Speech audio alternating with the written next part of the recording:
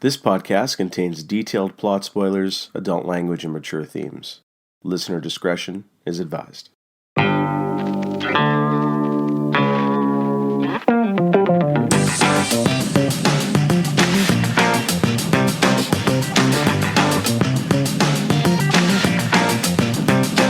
Welcome to a podcast of Rare Antiquities. Tonight we are continuing our reviews of Season 3 Star Trek Picard. We're going to cover episodes 6 and 7 this evening. How are you guys doing tonight? Pretty great. Yeah, pretty good. All right, fantastic. I am also doing pretty fine. So I assume we all just watched episode 7, so pretty fresh in our minds. But maybe let's start back with episode 6, where I guess the remainder of the TNG cast and crew is not necessarily reunited, but at least we see everybody on screen. So maybe we don't need to kind of go into detailed plot synopsis, but Nathan, why don't you lead us off with episode 6? And what did you think of the episode overall? And, what were some critiques? Yeah, overall, I really dug it. I thought it was pretty great. I actually just rewatched it today. I didn't take any notes last week, but I thought this was, overall a really fun episode. I mean, there's some weird, small things where some of the cast reuniting is it's not that exciting. Oh, okay, we're kind of, Geordi comes aboard. Okay, I guess we'll have kind of a hug. I did like the idea of visiting that shipyard. That was pretty cool. Museum. Yeah. Although it's definitely hey, remember this? Remember this? It's sort of that member berries kind of thing. Even it's fun though for Star Trek fans, even though it's in some ways it's a little superfluous. I did kind of like some of the moments of Seven kind of talking about Voyager. And, we get a little bit of with the bounty and stuff that's kind of fun. Yeah, that was kind of cool. Yeah, it's sort of fun stuff. But I did like how that actually the idea of the bounty kind of played into the HMS bounty. Yeah, it actually kind of served a weird purpose to the actual story. Critiques, I thought Moriarty was wasted. Yeah. If we're just gonna just overall stuff, I mean, it's cool to kind of have him back, but it's that was an interesting character. They say he's an AI, but I'm not really convinced. It's is that really him or not? I was under the impression that was not actually the Moriarty we know. Yeah, and I only kind of came to that the second time I watched it. The first time I thought, because they said it's an advanced AI. That was misleading though, because they were talking about the data lore. Yes, exactly. And the other thing that's kind of, I was just an advanced that, and the fact they talked about the ships are networked. So in the 25th century, they've rediscovered the internet and ChatGPT is what they've done. Yeah, that's right.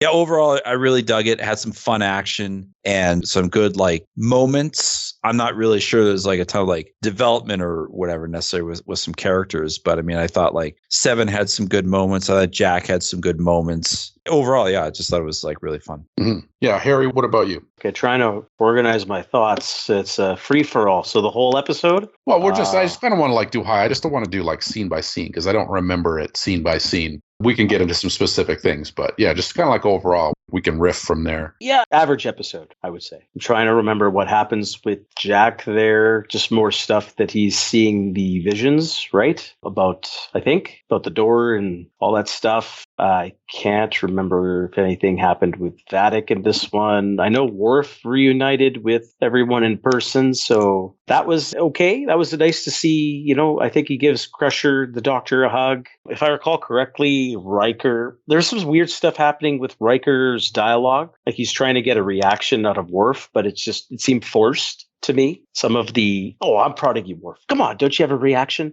I mean, I know Riker was kind of like that on the show, kind of the tongue-in-cheek, sparkle in the eye kind of thing. He had moments like that. It just felt forced. The dialogue felt forced. It wasn't that Riker was out of character. It was he was pushing too hard to get a reaction out of Worf, and I don't think that it worked too well. But I did like the fact that they went to the Daystrom Institute. Yeah, Moriarty thing was nothing, so that was garbage. Then they saw fat data, so... Yes.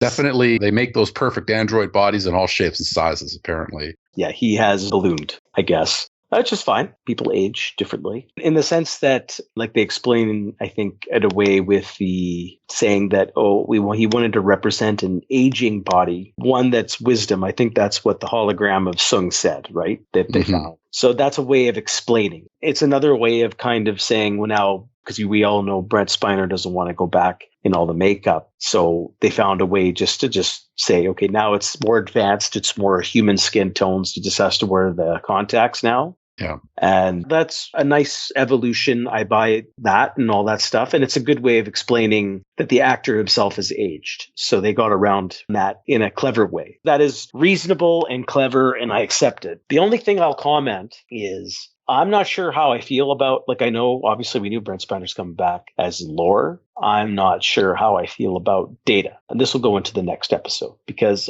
Data being here provides some opportunities between scenes with him and Geordi, which is great. But at the same time, like, we've closed Data's loop formally in season 1. And, it was done in Nemesis. And then we talked about Jeff. I think season 1 was largely a bag of shit, but it had a really nice ending scene, because there's this aspect of Data that's out there because of positronics and the Sung algorithms and all of that stuff to build androids. So part of Data is there. And he asked, this was a goodbye to Data. And now it's back again, or he's back again. Yeah. A version of him's back.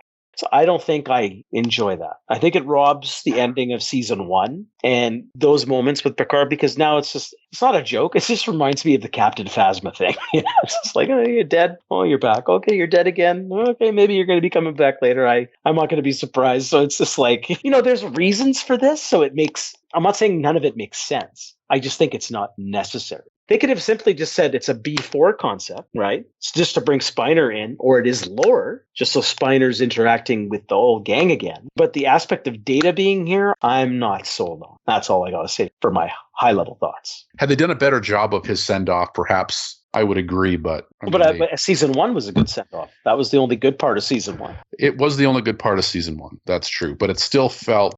The scene was great. There's no question about it. It's just still... Maybe because the whole season was kind of goofy. You know what I'm saying? Like, it's hard. But they keep talking about, like, I think even if you want to go to the next episode, Geordi talks about, this is kind of a next step for Data, in a more humanoid type of android body, and a little bit more of that link between, multiple personalities in his brain, and it's forging almost like a new consciousness and stuff like that, and personality. That'll probably be the end result of this season. It's going to be combining him, Lore, Law, whatever else, Sung, whoever else is floating in the mind there. But the real Star Trekian conclusion to Data's journey was the acceptance of death, which is the ultimate kind of ending for a human and their journey and their life. And that was wonderfully capped in season 1. So now he's just thrown back here. For pretty much the only reason is Brent Spiner. The gang just wanted to get together again. So here's Brent Spiner. True. And that's really the thrust of why Data's here. Again, it's nice to see Geordi interact with this form of Data, but I don't know. I'm left conflicted. There's aspects I like because I get those Geordi Data scenes. And when Data, that personality of Data looks at Picard, he goes, Captain. And it's like, Geordi. And it's like, when the way Spiner does it, it's like Data. It's like, that's what it's supposed to do. You get the feelings back. This is awesome. But at the same time, we had the ending to the story, and his journey is complete. Now you're robbing that 2 sacrifices in a sense, because now he's just there again. Yeah. What about some of the other Daystrom Institute Easter eggs there? Any thoughts on that stuff? Well, I have a question on why the fuck do they have these remains? I have that question. Okay. Too. Do they just keep like famous dead captains? No. Yes. So this goes back to the earlier argument we had earlier, Jeff, where you say these people are not famous. So apparently the 2 remains that are there. Oh, no. I said they're not famous outside of Starfleet. Well, this is really not Starfleet. This is just a scientific. This is just Daystrom. They are separate from Starfleet. Isn't this Section 31 stuff? Section 31 stuff. But they're really not part of Starfleet. Yes, they are. I don't know. Anyway. Well, I mean, I think if you want to get technical, they are a section of, or they're a part of the original Federation charter, right? So it gets a lot of like kind of like weird mixed up stuff of like, are they Starfleet or are they But I mean, it's part of the Federation essentially, right? Which I don't know, like, where the Federation ends and where Starfleet begins, it's a little muddy sometimes, I think. Anyway, I was like, what is this? These are just Easter eggs, which are stupid. Because here's the thing. Why in the world is like Captain Kirk's remains here? Because for what purpose? It's like, you're not giving the man respect. So obviously it's like, oh, what is it, cloning? They want to clone Captain Kirk. The only thing I like about this is that, okay, is Shatko a possibility? They just need Sisko now, right? Well, they've got his head in a jar down the hall, like Futurama style. Avery Brooks? Yeah. Oh, well, no, No, he's they have Avery Brooks, not Sisko. They're waiting. Actor They're waiting Avery to Brooks. nab Sisko so we can get Shatko, which is like Tuvix, the ultimate hybrid. You have just pitched like the next like great Star Trek series of Section 31 trying to grab Sisko throughout space and time. That's right. So that gives me hope, but it's just like eyebrow raising. It's like, come on. Like, what are you doing? The same thing with Picard. Like, okay, why don't we, I mean, I don't know if you want to get into it now. Like, why Picard's body is like that important. Okay, the Kirk thing is weird. Picard, in a way, I can almost buy it in the fact that, like he was previously assimilated, right? And then was out, and then he was in the Nexus. So like, a unique specimen in that sort of sense. Kirk, it's like, I don't know, someone's got like a weird fetish, I guess, about it. But like Picard, I could kind of buy. They wanted to see like how a human could survive with all of the STDs and not just turn into a piece of charcoal. That's why they have Captain Kirk. Wait, is Armus like potentially like a failed Clark Cohn? They're going to turn him into the robot from RoboCop 2. That's what they're going to do with him. I think they're just hedging their bets against like a future which all shows are now just deep faked. There you go. All the actors will just sign off their rights. Like, yeah, whatever. Just you can make a show with me, and we'll just have a show with you can mix and match any actors that were in Star Trek. Boom, go. It is odd that they keep human remains, though. There's definitely no doubt about that. Yeah. It is a strange thing. Unfortunately, those are just for Easter eggs, Well, they're Easter eggs, except that they kept Picard's body for some weird reason, Yeah, I mean, we'll get into that. I want to talk about that, about the plot point, but let's wait till the next episode, because I think they talk more about that.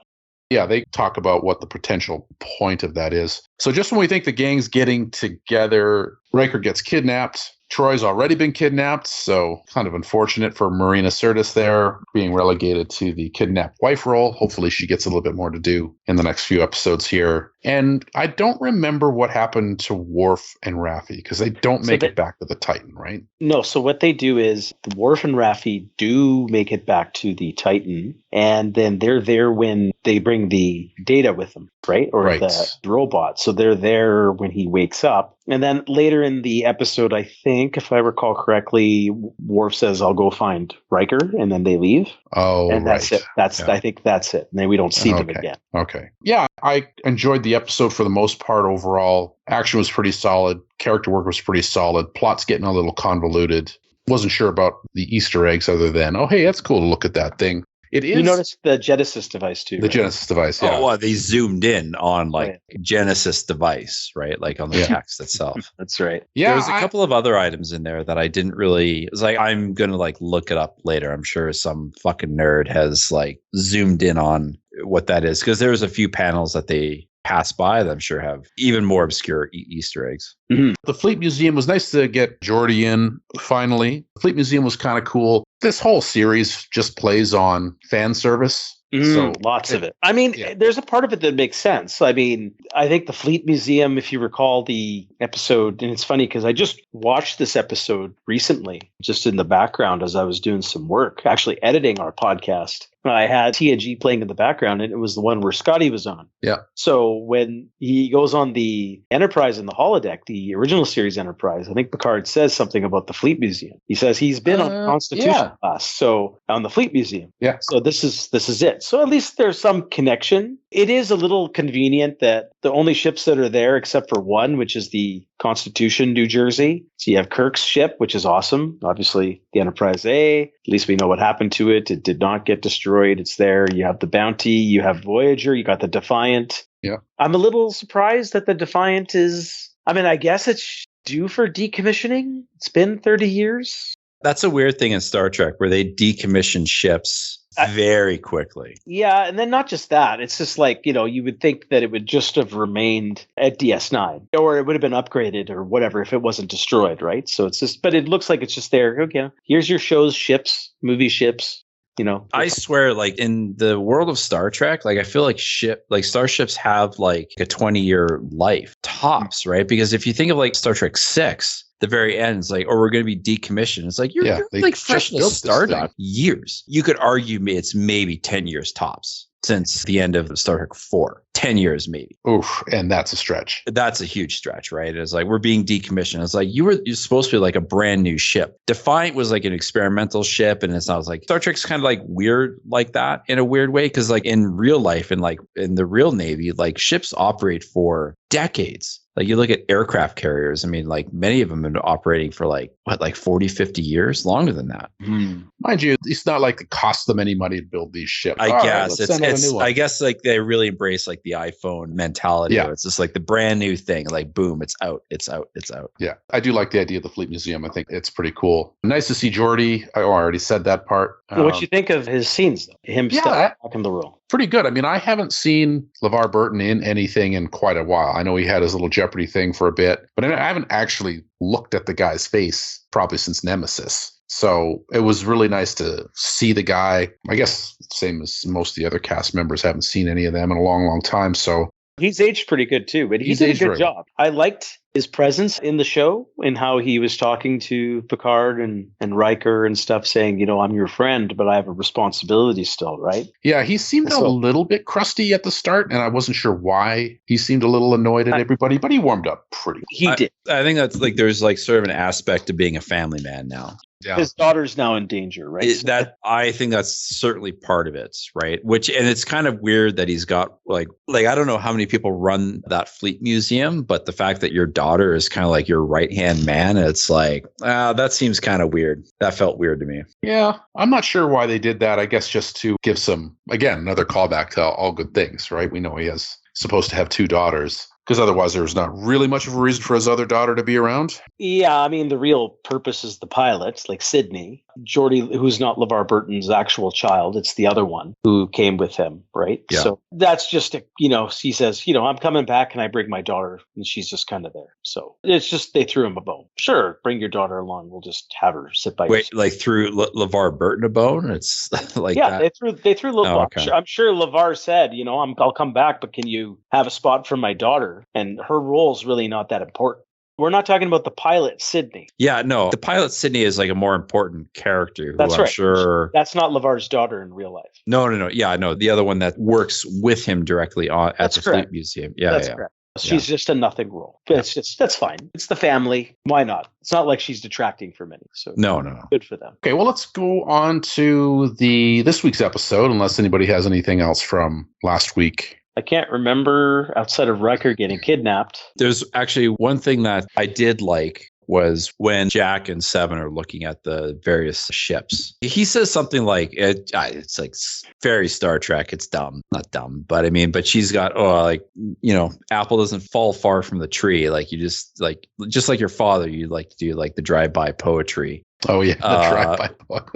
It was like a pretty good line. I thought it was delivered well, and it's sort of like I just love that acknowledgement of just like in universe, people are like, okay, we kind of know what Picard's like. Yeah, and I kind of dug that.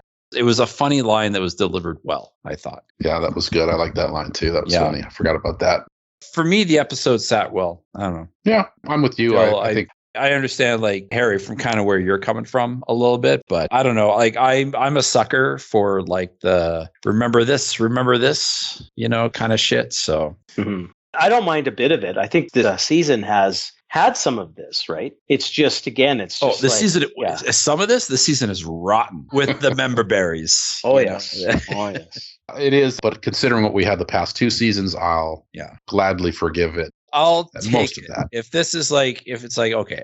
The other thing is that, like, at least I feel somewhat engaged with the story. So like, I'll take all the callbacks and the references. There's Easter eggs upon Easter eggs. I know we didn't really talk much about Moriarty because it's like a huge nothing burger here. And I felt that was a huge waste. But it's like, again, it's kind of fun to sort of see that as a callback. I'm a little annoyed that they would even put that in the trailer. Yeah. Like, why not leave that as like a secret? Because I thought, oh, cool. Like maybe he's like a villain in this. Like, no, it's just like a weird shadow of what the character was. Yeah, I agree. I think it would have been played. You'd probably have a more positive reaction if he wasn't shown in the trailers. Yeah. Yeah, you thought it was going to be important. And Yeah. Just like the Last Jedi trailer with Luke whispering, the Force is it's so much bigger. And yet nothing is discussed. And yet it's still about lifting rocks. Yeah. Guys, let us not relitigate that. Yes. Okay. Continue. Today's episode. Okay. The opening, big cameo, Mr. Tim Russ, Tuvok, rolling onto the scene there, or I guess not Tuvok. What'd you guys think about that? What are your Tuvok reminiscences? I know we all have a lot of fond Tuvok memories. I don't mind Tuvok. I was not the biggest Voyager fan, but I didn't watch every single episode, but I was watching a few episodes, from each season. And I haven't finished. I think I've gone through 5 seasons over the last calendar year. Again, handful of episodes per season. So I'm finding I'm warming up to him more throughout this run. So I respect him, even though he's not the greatest actor in the world, but I don't mind the character. He had a good relationship with Seven in that show. So I dug this here. The question I really have is he's a prisoner or he's going to die and no one's going to care. Or he's already dead. No, I think they give the inclination that he hasn't died yet. He's captured like Will, but he will die. But I highly doubt they're going to show the rescue of Tuvok in the show. It's going to be all about Riker only and Raffi, and then the question will remain, what about Tuvok? Yeah, I wonder if we see Tuvok and Janeway and maybe some other Voyager crew members just as in a walk-on status or in the background somewhere, just to let us know that they're all there. Because they mentioned Janeway a few times. So I wonder if we'll get a couple of cameos there. Not sure. But actually, Tuvok was my favorite or second favorite character on Voyager, which is when Voyager's either my least favorite or second least favorite Star Trek show. Not sure. Haven't decided yet. But I always liked Tuvok. I thought he got a bad rap. I thought he was pretty good. I mean, especially when you consider the lineup on Voyager. They had some clunkers on that crew for sure. I thought it was kind of fun to throw Tim Russ bone there. Yeah, I enjoyed those scenes because I liked the way they played it. It's like, they're testing him. Oh, it looks like he's passing. Or it wasn't passing. No, then he did pass. And you get the Voyager music. And then so that was kind of nice. I like how they played that out. Yeah. So Seven's 2 for 2 so far. It's good. Any Tuvok memories you want to share? Yeah, Tuvok was probably in my top 3 to 4 characters of Voyager in a Star Trek series that I think is I don't know. I have a lot of mixed feelings about Voyager. I think it's kind of a lesser beast. I think it had a lot of great potential that was wasted, but yet had some good seasons, some good episodes. Does not reach the heights of many, the other series that came before it. Tuvok actually had a lot of bad moments, but I thought he was kind of a good Vulcan character that was different than Spock, right? I mean, because Data was kind of like the Spock surrogate, and even though it was very different in a lot of ways, but that was sort of his creation. Whereas I think Tuvok was a good counterpoint to kind of the half human, half Vulcan type of character. If you watch a lot of Voyager outtakes, he's very funny and stuff. There's stuff where it's a scene, there's no special effects, but he's getting hit with a phaser and he's just rolling around in his station in the back there and just doing a bunch of goofy stuff. And the cast is laughing and stuff. So he himself, I think is kind of fun, even though he's probably not maybe the greatest actor in the world. And I did like the interaction with Seven as far as the test and then haha, I caught you in your fucking lie sort of thing on the second beat of it. So I don't know if we'll ever really revisit the idea of does Tuvok live? I don't even know if they'll even give him a walk on, to be honest. I guess you never know. I didn't expect to see him here, but yeah, Voyager's an interesting beast. We don't need to go too far down a rabbit hole because that's a different show, but what a show with such potential, and unfortunate that they couldn't figure out how to write for it, couldn't figure out casting quite right, I don't think. I think that they had a problem just kind of figuring out what it was going to be. Yeah. Other than this is we had DS9, let's get back to Trek, but not be wandering around. It's a good idea for a show, but no, it's a great idea for a show. Actors aside, I mean, I'd be truly hard pressed to tell you that any of the actors are necessarily that much better than some of the next gen actors. I just think that next gen had better writing. You mean that much worse, you mean? Well, much worse, yeah. I mean... Oh, it's mostly the writing. Yeah. But I'm pretty sure that, I don't want to name names, but Harry Kim is pretty terrible. Garrett Wang, I think his name is. And he seems like a lovely human being. Yes. He and Robert Duncan McNeil have a podcast where they go through each Voyager episode. Yeah. Which I think I'm sure they're very nice, idea. right? And they were doing their best, but the writing did them no favors. That's right. I think that they're, again, not to name names, but like in Next Gen and to some degree, even DS9, that some actors like were like maybe not the best, but they had the writers there to back them. Whereas in Voyager, I think the producers and writers really kind of like did them a disservice. Oh, they were hanging high and dry on Voyager when it came to the writing. DS9 is a good example, I think, because some good actors on there, some not so good actors on there, but the writing was top notch. So it rarely showed. Yeah. I disagree with that statement. I think all the actors were top notch. But that's just me. I know you got your problems with the actors on DS9. I think cumulatively, they're the best out of the bunch, out of all the series. Out of talent? Raw acting talent. You think DS9 is the best cumulatively out of the bunch? Yes, because they did more things with more range. And that's because of the situations they were in, too. They were given the opportunity to do things a little bit more. That's the way I look at it. They had opportunity to do things differently. Yes, that helps. That's true. I don't know. I disagree. I think the writing was like far superior in a lot of ways. Yeah, but I wouldn't say the Voyager crew is the worst from an acting perspective. I put that on Discovery, except for Doug Jones. But that's just me. I think you got to put it on Enterprise. Well, yeah. I think Enterprise. Maybe you're right. Really, Enterprise truly is the boat anchor. You are. Definitely. We're all like, oh, I forgot. There was that show. Right. All right. So let's move on from reminiscing about other Star Trek series. So let's talk a bit about Picard's plan here. So his plan is to lure the Shrike and to lure, what's her name? Why can't I remember her name? Vadic. Onto the ship to, I guess, capture her so they can figure out what the plan is. A plan which goes horribly awry, I might add. So Picard's 0 for 2 in his plans this season here. I thought this wasn't a great plan from the start, personally. And I also wondered, they lure him onto the ship, and then they got to play cat and mouse in order to do the whole force field game. Wouldn't you just do the force fields at the start? Yes. Well, yes, but then there's as soon as they walk onto the ship, force field. Then there's no Crouching Tiger, Hidden Dragon action sequences. So no, aren't any action sequences. Why were they Crouching Tiger, Hidden Dragon action sequences? Whatever, fake foo, whatever it was. Fake foo. I don't know what Jack was doing. The mind meld and the puppetry. He started to do. That was quite odd. It didn't look like wire work, though, did it? No. Yeah, the remote mind meld. Yeah, that was weird. We'll get to that. I'm assuming they were separated by force fields. That's why he had to do that, correct? Oh, that's correct. Yes. That's exactly why he had to do that. Because at first I was going, why doesn't he just go grab the guy? Oh, so you didn't know that. Oh, you didn't realize the force field was up. No, first, it was like really confusing. Okay, so the funny thing that with would have been a very confusing scene. Yeah, actually, I kind of wish that's what happened now.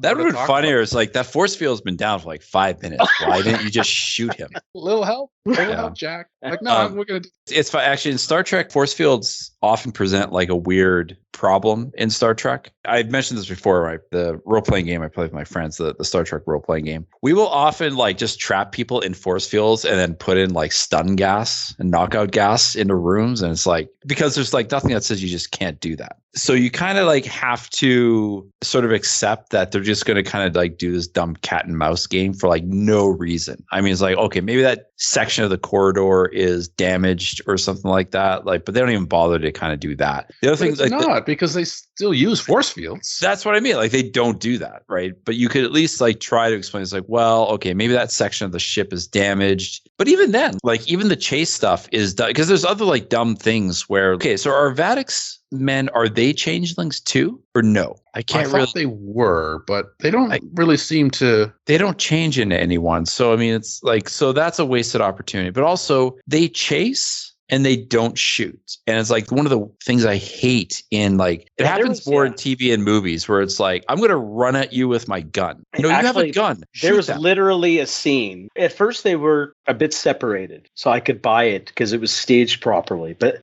literally, there was one scene where one of these changelings was literally an arm's reach away from Sydney, and he decided not to shoot or even grab her. Yeah, Yeah. It happened multiple times where one of them was chasing her and was like a foot away with the gun pointed at her head. Shoot her. Like, don't shoot her. But I mean, I'm not saying I want the character to die. But it just has to be staged better. That's exactly. Yeah. It's like, well, they're not trying to capture her at all. Like, they're willing to kill anyone to get to Jack. Some of that action is just kind of like, I don't know, like I have an eye for it. So like it bothers me when it's not great. I also just rewatched John Wick 3, so it's just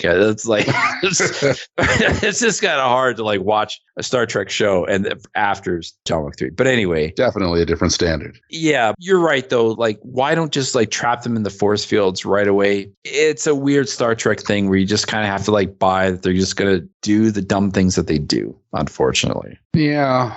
Can I guess, add to? No, please. Weren't there other? Because I think she boarded with like maybe 4 of those guards, Vadic. Yeah. And a whole bunch more showed up. Yes, like almost like a dozen more showed up. Yeah, like halfway through the fight, after so many were put down, a whole bunch more just show up. And then I even think some of them show up out of that conference room, the ready room on the bridge. At the end, yeah. After they just come out of the turbo lift, there's like her with 2 guards, maybe 3 guards, and then a whole bunch rush out of the ready room as well to take the rest of the bridge crew and surround Maybe them. They've been there the whole time. Oh, man. They were chairs. Typically said, like, don't, oh, fuck, that'd be hilarious. That's funny. Because they did not beam in for a weird reason that I could not, they don't really explain. Yeah, they don't like to use the why didn't they beam? That's not a changeling thing, is it? Is it? No, it's not.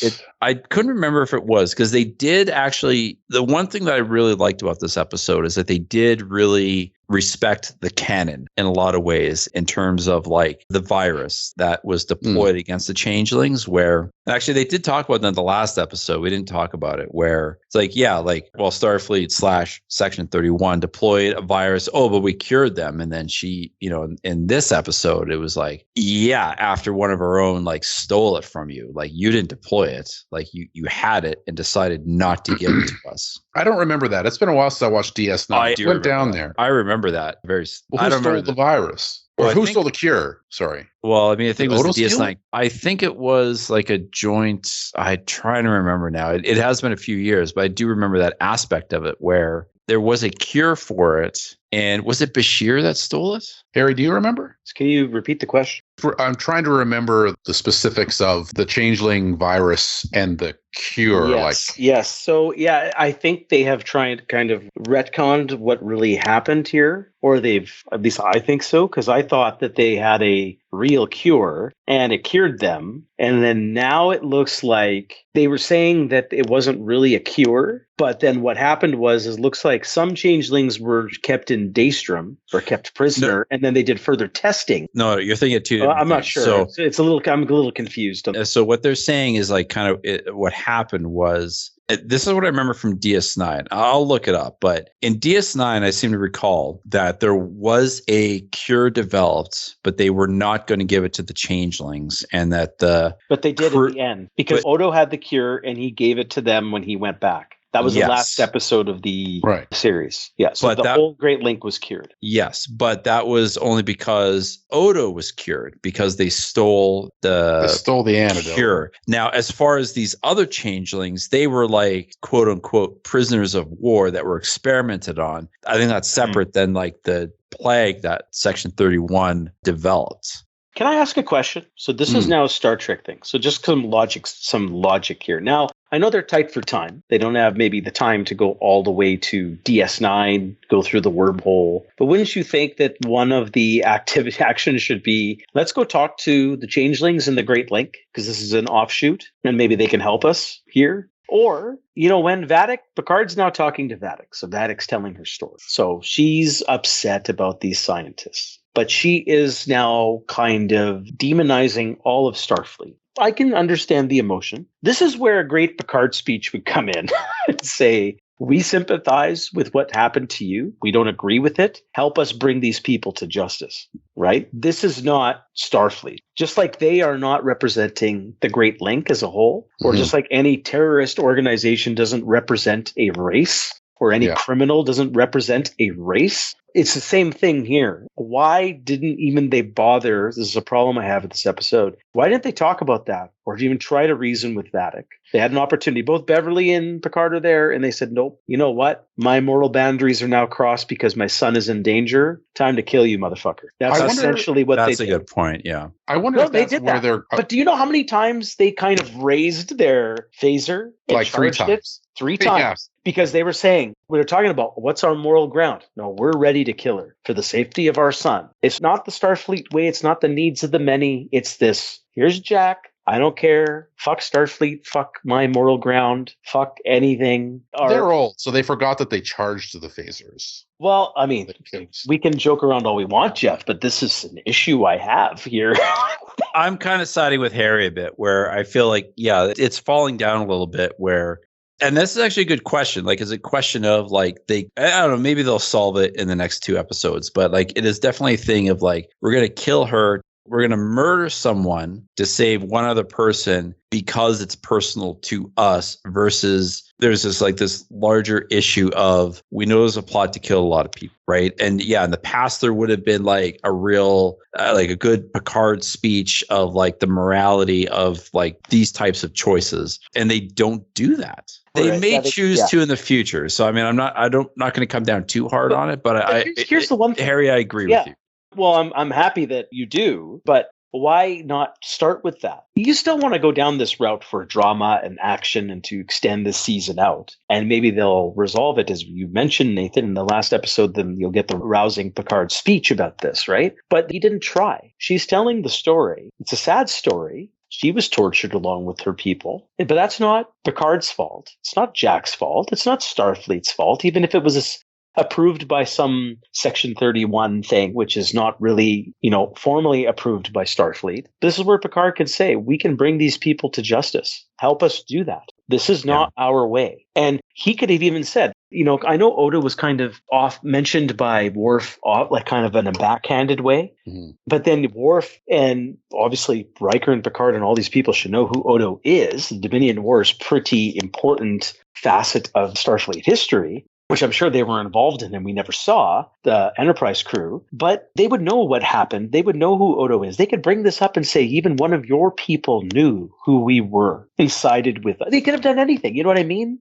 And that is not what we stand for, what humanity is or what Starfleet or the Federation is. And even one of your people realized that. And then that's how the war ended, right? Now, if something else happened, then again, we bring them to justice, but nothing is discussed or explored. I largely agree with you, Harry. My only counterpoint, though, is that the way that this show is structured is that no one episode is like an episode. It's more like a section of like the whole 9 to 10 episodes is like in itself the episode itself, right? Because you can kind of think of like the episode where they bring Hugh the Borg on board. There's that scene with him and Guinan in his quarters and he blows up. He's like, I don't care. Like, he's not actually a person. And so like in that one like little section of like that episode, like Picard is like, fuck him. I don't care like about morality. It's like what we're doing is right. So like a lot of ways you could maybe argue. Now I could be totally wrong on this because we'll have to wait for the show to be over. You could sort of say like, well, this is like a small microcosm of what Picard is thinking at this moment. As an episode, you kind of want to have what you're saying, and I agree with you. And if they don't resolve this, I think it'll be a ding against the show. But it's kind of hard when you have like a full episode and you don't kind of get that Picard sort of resolution. He's barely even in this fucking episode. When you just think about it. No, I agree with you, Nate. But they could have started with that, and then Vadic still rejects it. And then the force fields are about to fail because of lore. We can talk about lore in a second there. Yeah. And then they say, okay, then now she's, kind of changing to attack them, and then they can try and shoot her. And I think that at least they maintain their Starfleet morals that way. I'll grant you there's some missed opportunities, which they could maybe pick up later. I don't know. I'm a little like in the middle as far as like judging it, but you are right that like the show is called Picard, right? And Picard is famous for his morality speeches, and we don't really get a lot of that. And so and you're right, they teed up like the whole scene of like Vadic is captured, Beverly's there, Picard's there. That scene is genetically engineered for a great Picard speech for morality, and they don't do it. Or don't attempt. As I mentioned, They don't attempt it. And they go the opposite way. You don't even have to resolve it, but try. Yes, I agree with you on that point. Now, we'll give the show as a whole the benefit of the doubt, but I do think that if they don't resolve that particular story of like killing this person to like save our son and like resolving like this whole idea of it, I would say they'll drop the ball, but I'll reserve judgment for after the show's over. But you're absolutely correct, Harry. I'm just going to reserve judgment on it. Fair enough. And that's okay. I think that's still fair because you're right. That could be the last episode of the season. And if they don't do that, then I'm totally with you. Like I'll be up in arms if they don't do it like that. It definitely sat oddly with me when the scene happened, and I was thinking what you guys were thinking. So I'm in agreement with both of you, and I will hope that Nathan's reading of it is going to be the right one. It's an interesting perspective that, you brought the Iborg episode there where he isn't all about his morality until like Q gets through to him. So there is room for that transitory phase, and I hope that that's the case. And I think the scene would have made more sense if it could have gone any number of ways where they could have just been shocked and appalled. Like she tells him that, and he could have been like, we didn't know that. Or we had no idea. So there's lots of ways they could have played it. And it didn't quite ring true for me. So I think I'm mostly on Harry's side with the reading of that scene. Yeah, it's a tough one. I didn't love that they were jumping to, well, let's shoot her now.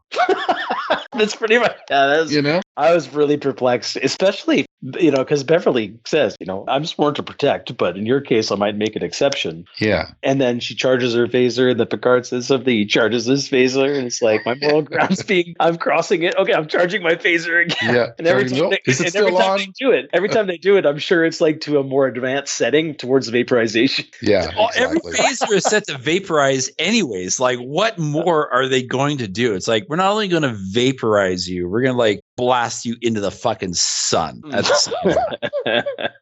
I found that just funny. Like, I was like, really? I was like, that was pretty funny. That actually felt like it was like a bunch of different takes that they just we're edited together. It's fine. Where like the actors were like, I really want to be badass in this scene a bit. And then when they got to the editing bay, it's like they just keep like doing the same thing over again. That's right. You know what would have been funny is every time they showed the phaser and it charged again, it would have been a more bigger and aggressive looking phaser. Yes, that would have been amazing. It's like that Itchy and Scratchy cartoon where they pull out all the guns across the earth. Oh, that's great. It gets bigger and bigger and bigger. And that's what they should have done. All right. What'd you guys think of Spiner here? Lore, Data, all that back and forth. Let me ask you guys a question. Do you think Spiner was wearing pants at all? Because like he was just behind like a door with a window. And just seeing like the way Spiner acts in interviews and stuff, he's like, you know what? Fuck it. I've done it all. I can just wear. Maybe he was wearing like sweatpants. I believe he was wearing sweatpants. It's like, we're not doing any wide shots today, guys. I'm wearing sweatpants. Listen, I think he played it fairly well. We haven't seen Lore in a long, long time. I think, Harry, you had more to say about, as we started talking about him from last episode, so I'll let you jump on that in a second here. But, for me personally, I think this is a reasonable way to bring back, to give Spiner something to do. They're trying to have their cake and eat it too with the whole Data's dead, but this is sort of a new entity, a new construction. I'm mixed on that. I guess I'll reserve judgment on the overall thing. We'll see how the rest of the series plays out. It's kind of too bad, but then again, it's like, but it's Data's there and I want that. So I'm good with it. Overall, his performance is good. Thought he did just fine. I'm not sure how I feel about the whole two personalities wrestling with each other inside that brain. And then for some reason, Lore gets the upper hand because why? I don't really understand how that's supposed to work. Can I ask a funny thing? So I have a question for you guys. So Sung is saying he had a bit of Law, bit of Lore, and a lot of Data, and a bit of himself. Why wouldn't he have kind of just said, why is he bringing Lore into the picture? Because they asked the question. Picard asked, why Lore? And it's like, Geordi says, well, it must have been to kind of strive to be more human. It's a more evolved, positronic brain, and you're able to grapple with emotion. But that's where the, Sung and Data could have mixed. And you could have added a bit of law. Why bring lore into that? Because even Sung, as a human, every human has their anger, their ego, their id, all that, light side, dark side that they play with in their mentality. Sung's personality should have been enough to kind of give Data that evolutionary boost, or whatever this new android's going to be, Data 2.0. So why not just be with that? And sure, add a bit of B4. You didn't really need to. Just lol, Sung, and Data. Why add the most evil android that existed in the Star Trek universe? Why risk having it there? I think it's a weird family thing where it's like, well, they're family, and we have you can't really. But yeah, I hear you. Necessarily distance it, because when you think of the episode Brothers, is that the episode's name? It's Brothers. Yeah. Even Sung, even Sung, who's just he's not willing to necessarily distance him. Even though it's Laura is clearly dangerous, and Sung is he's fine. He's kind of fine, even though he turns out not to be fine. He kills him. But it's sort of that weakness that you have for family that you don't care for. But then Geordi goes I'm so worried about if I let this partition go that Lore will take over. So he's being designed from scratch. So I don't understand how I think Jeff, you said it. It's very confusing. It's again, drama for drama's sake to have Lore here just be taking over Data and they have no explanation for it. Just in the same way, from a common sense perspective, why would Sung even bother with Lore to begin with? That personality. Yeah. So that doesn't make any sense. Well, no, but hang on. Sung did not design Lore to be the way he was. Lore developed into the personality that he was, right? But then could never really truly let him go. He never destroyed him. That was the thing. That was the old Sung who died, the actual father of this whole thing. This is Alton Sung now, who developed this new android. I'll grant you it's a little convoluted. It's I don't know. I mean, here's my question to you guys, because Lore's, story was never addressed. How he ended up. He was just deactivated after that Descent Part 2, right? Never brought up again. They had the B4 thing, but Lore was still out there. Can I ask a simple question? Why couldn't this be Lore? And then Sung could have said, Data's lost, B4 is garbage. I can't repair this, but I got Lore as a base. And now he's made some improvements he's trying to bring some of Data's personality into Lore. And then this is where the fight within Lore is happening. But it's really Lore, the body and everything. Now, maybe Data's got to go through they could have even have faked anything saying, I made him fatter. just to slow him down a little bit. I made him old. Just to give the humans an advantage. Yeah, that's right. So, or he built a new body but he used the construct for Lore because that's all that existed. That was the only thing that was working that he had at his disposal, because everything else was subpar. So why not just go from that as a starting point? I think that would have been more interesting, because then it wraps up Lore's story too here. I mean, I'm going to be hard pressed to admit that Brent Spiner is going to be playing Lore another 15 years from now. So don't think Not likely. So here's a good opportunity to kind of close that loop as well. But they probably will now, and this will be how they do that, right? I don't think they're going to end this with just excising Lore's personality. They will find a way to but this isn't Lore, though. This isn't Lore, though. Lore's body and anything could the still body's gone. No, but this is his download, isn't it? No, I don't think so. No, where did they get it then? The body is a human, that weird it's the Picard human droid positronic body, whatever the fuck that means. But the brain, they download the shit into it, right? This is Lore that's been downloaded. It's an amalgamation of the positronic brains that they've just kind of had laying around, I guess, right? So it's B4. Right. But then how do they get Data? From B4. From B4, who is also in that same room, right? Because that's the other android that you see there. Right. Yeah, but Data's brain, which also also contains law. Yeah. I mean, Harry, you bring up a good point, and I think it really just kind of boils down to just what the show's going to do, right? I mean, how many episodes in the last couple seasons of Next Gen where Brent Spiner is probably bored and it's I got to do something different. They give him a whole episode where he's 25 different people. Let me wear some masks. That'll be fun. That'll work out. Yeah, it's here we go. That's what he should have done here. He just pops out of the window. He's got the same mask on. Oh boy. That would have been a great callback. those shitty clay masks that he was wearing. That's right. I am the That would've been sun. incredible. Or I'm whatever the sun. That's Yeah. right. Then they go behind and Worf's eating a cellular peptide cake. Oh boy. Oh boy. Man, there's like a whole. I mean, you talk about like callbacks. Like, there's like a 5-episode data series where it's nothing but like a remix of Next Gen, and there's like nothing original there. It's all just remember this, remember this, remember this. With mint frosting. With mint frosting. Mint frosting. And even like obscure shit of like he's like playing like fucking roulette or whatever.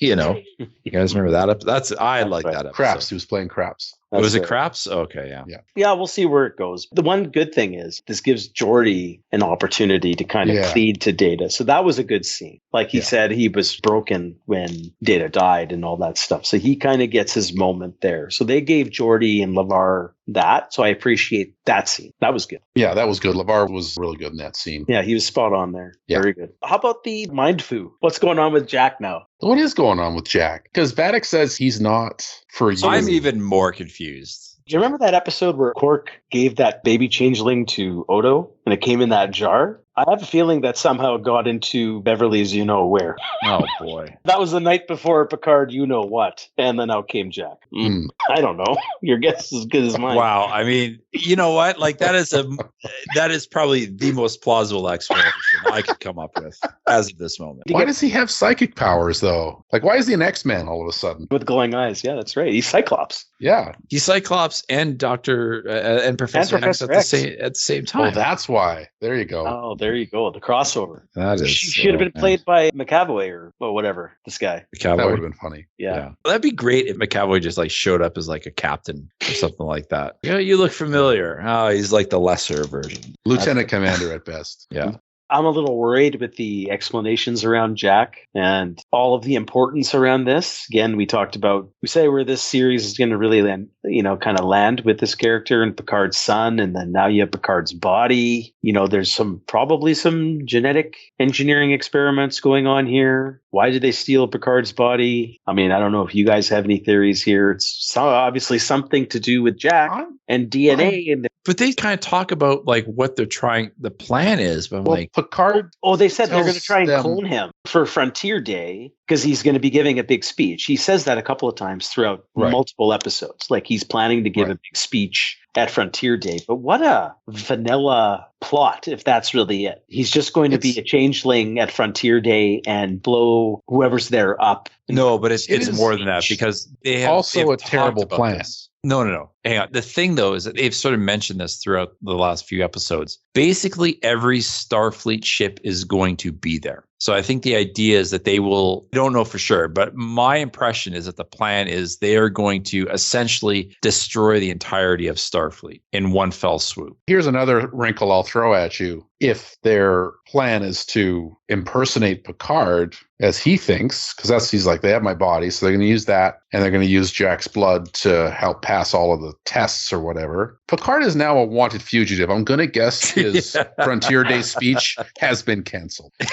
Not only that, but they didn't even need to take the body. So I don't think it's going to be just as simple as that because they've talked now about you guys are right. I'm only speculating. They can just look at a person and say, now I can copy you. It's a dumb plan for sure. Because apparently they've infiltrated Starfleet to the point where Geordi has. Well, I guess we have to assume that's not the plan, right? No, well, maybe not. But Geordi says in the last episode, he's like, I've been trying to say, like, you're drawing all of Starfleet into one location. Like, I'm trying to say, like, don't do that. He's like trying to understand why, like, nobody's listening to him. Obviously, to me, that seems like because that's the changeling's plan. Now, as to why they need Picard's body and Jack's blood, but Jack's blood almost seems superfluous because he also fucking has superpowers at the same time. Like, so is that like a completely separate issue of why the changelings want him? No, it's got to be a separate issue. They can't want him just because of why Picard thinks. Because that's not a good plan. The plan is that they want to destroy Starfleet. I think that's obvious. But it is. The plan with Picard and with Jack is less so. Jack's the key to everything. So it looks like Jack is like built as a super weapon somehow by the changelings. To like, do what? Like individually kill everyone in Starfleet? Well, like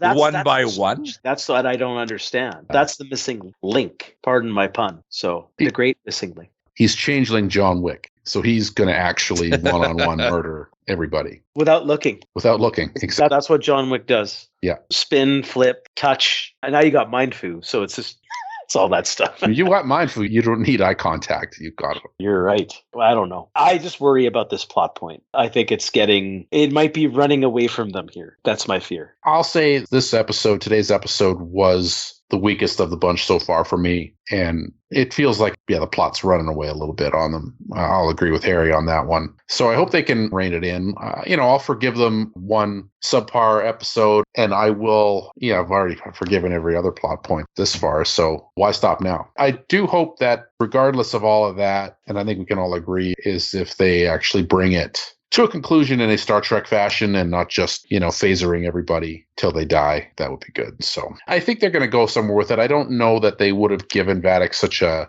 gruesome backstory, because that was pretty awful. I was surprised, actually, at how... Well, we still have the other entity that she's answering to. One, she's a changeling. Yeah. One, she's a changeling. No. And I think this episode, he's saying, you're valuable, you're expendable, I can do whatever I want with you. So there's a threat to her group. And that entity does refer to that, saying something along the lines like you're kind, or so, obviously not a changeling. Maybe that's Kirk. Oh, boy. He just wants his body back. No, Harry says you buried me on Viridian 3, and then now you kept me here in Daystrom. Harry, fuck you. It's Cisco. Yes.